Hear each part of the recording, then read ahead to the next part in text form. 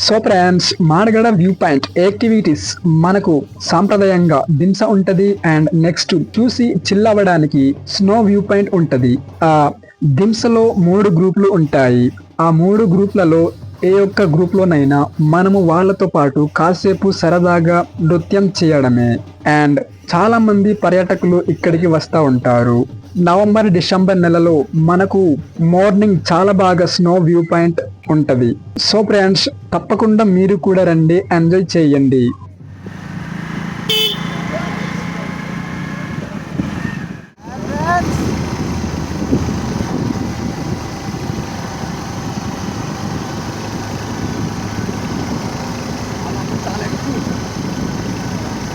వెళ్ళినప్పుడు ఎలా ఉందో తెలియదు మనకు. మరి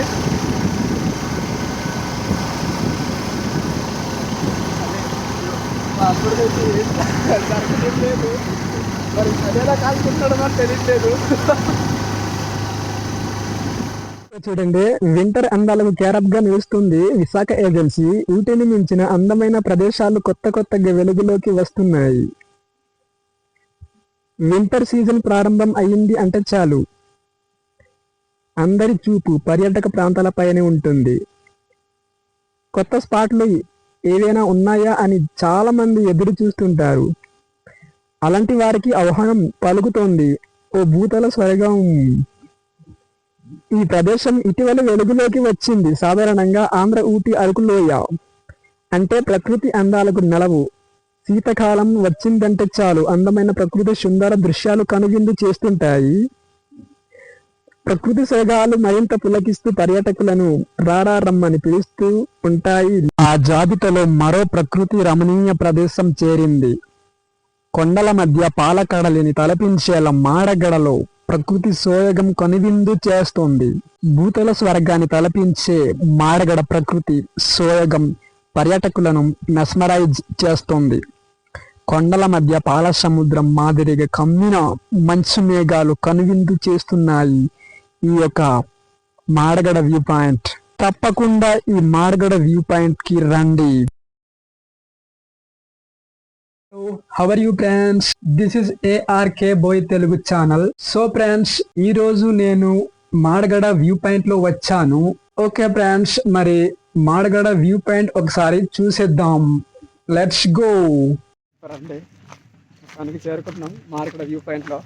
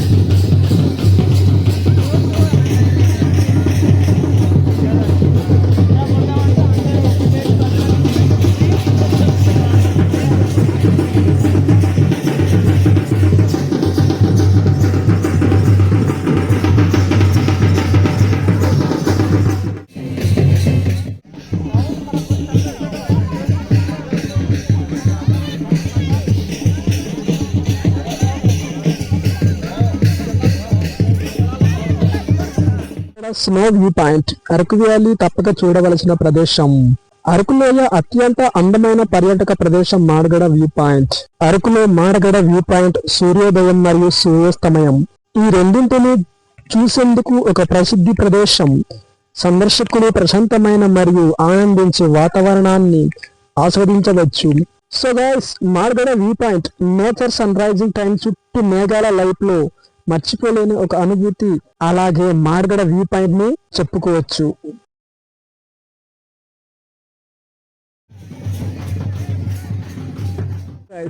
అరకులోయలోని గిరిజనుల సాంప్రదాయ నృత్యాలలో దింసా నృత్యం ప్రసిద్ధమైనది. ముఖ్యంగా విశాఖపట్నం ఏజెన్సీ ప్రాంతంలోని గిరిజనులు సామూహికంగా నర్తించే దింసా నృత్యం దేశంలో విశేషరణ పొందింది.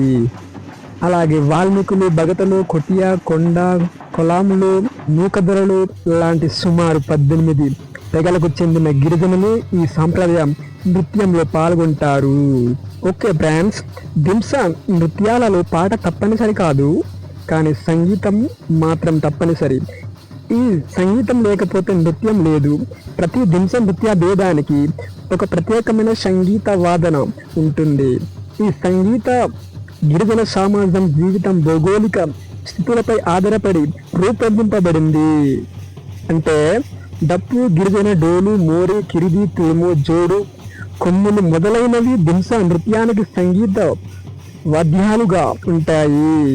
ఓకే, ఉదాహరణకు 6గురితో ఉన్న ఒక జట్టు చేసే దింసా నృత్యంలో 6 సంగీత వాద్యాలని ఏకకాలంలో వాయిస్తారు.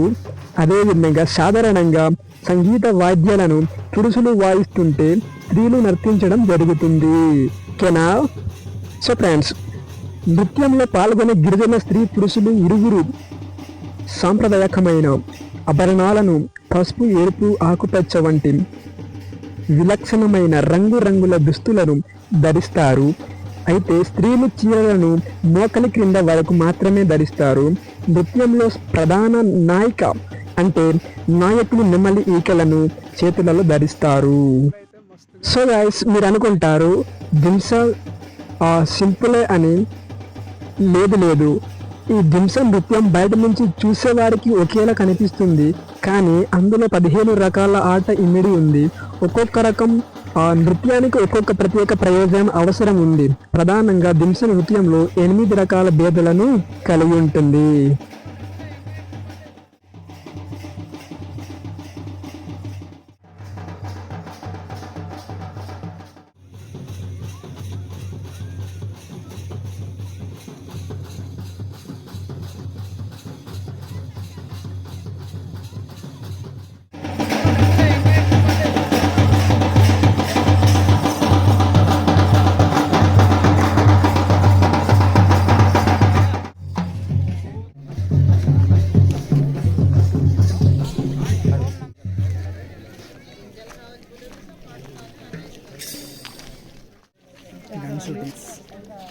ఇక్కడ కూడా చూచే అడుగులు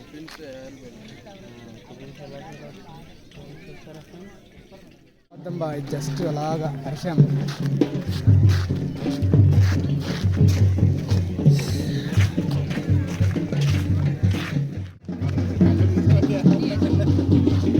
అంటే తొందరగా వెళ్ళిపోయింది. అవును కదా, తొందరగా వెళ్ళిపోయింది. లేట్ అయిపోయింది. సో గాయ్స్, మనమైతే ఇప్పుడు అన్ని చూసాము. మరి మీరు చూసారు కదా. సో ఫ్రెండ్స్, ఫైనల్గా నా వీడియో మీకు ఎలా అనిపించిందో లైక్, షేర్ చేయండి. మరి నా ఛానల్ని ఎవరైతే కొత్తగా చూస్తున్నారో తప్పకుండా సబ్స్క్రైబ్ అయితే చేసుకోండి అండ్ లైక్ చేయండి. మరికొన్ని కొత్త వీడియోస్తో మీ ముందుకు నేను రావడానికి సిద్ధంగా ఉన్నాను.